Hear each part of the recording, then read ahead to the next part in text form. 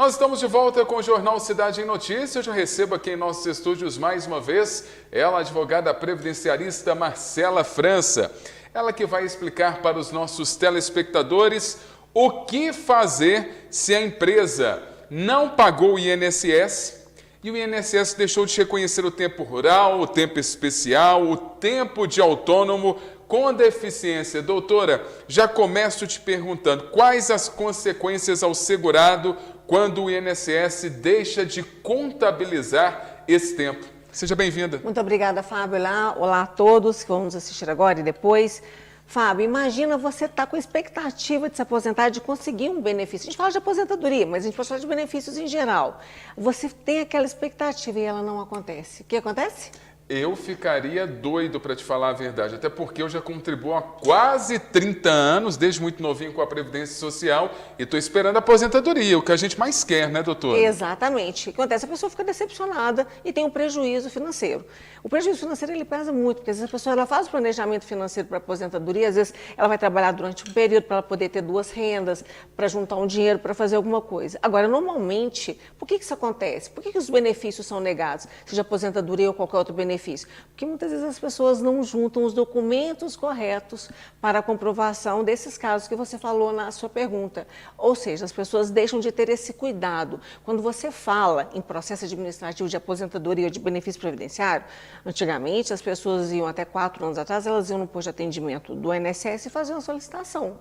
Muitas vezes o servidor, ele aceitava o documento depois, abria prazo. Hoje, você dá entrada no seu pedido, seja de um benefício ou de uma aposentadoria, você não sabe onde esse benefício vai ser analisado e qual será o servidor que irá analisar. Qual é a cabeça, qual a linha de raciocínio desse servidor? A gente não tem um passo a passo do que fazer. Então, por isso que é necessária a presença, a figura de um especialista em direito previdenciário.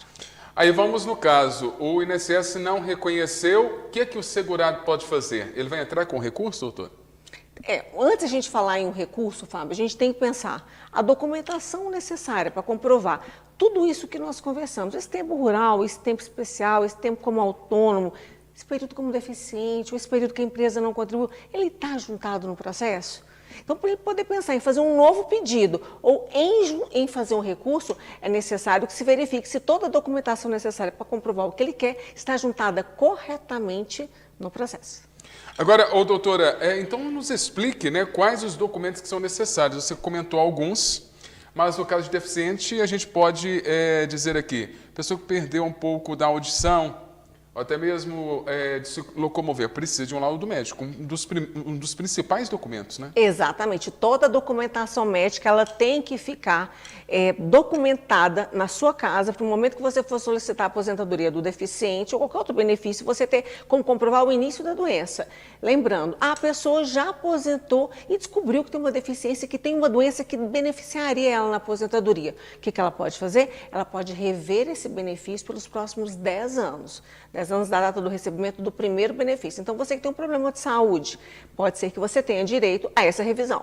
Muitas pessoas que estão nos assistindo agora são da zona rural, querem comprovar a atividade rural. Vamos falar quais são os documentos necessários, até porque as pessoas ficam perdidas na hora de pedir o benefício, né, doutor? Exatamente. Fábio, os documentos são uma lista com mais de 60 documentos que comprovam a atividade rural. É muita coisa. São muitos.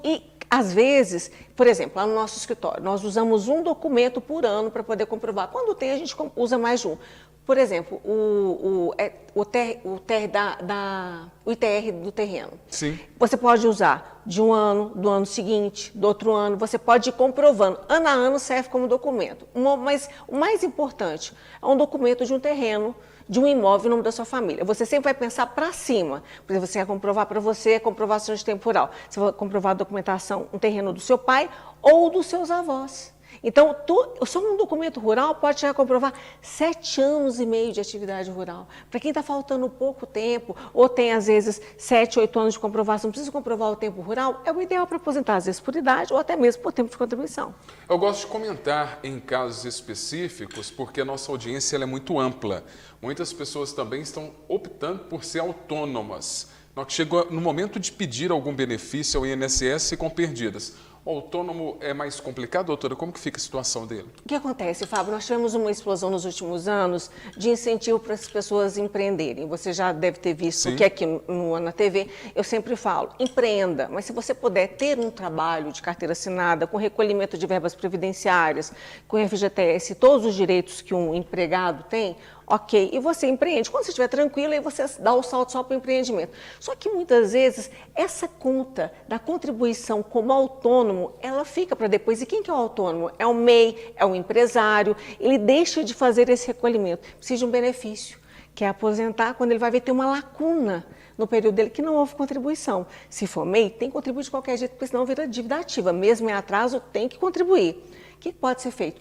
Tem que procurar um profissional especialista em direito previdenciário para saber se vale a pena recolher ou não, porque dependendo do caso, não vale a pena recolher. Ele vai ter que voltar a contribuir corretamente e vai retardar a concessão do seu benefício. Agora vamos falar com os deficientes. Tem muitas pessoas que têm uma deficiência leve, né? Elas não comprovam essa deficiência. O que eles podem fazer para comprovar isso para a Previdência Social, doutora? A comprovação, Fábio, sempre vai ser através de documentação médica.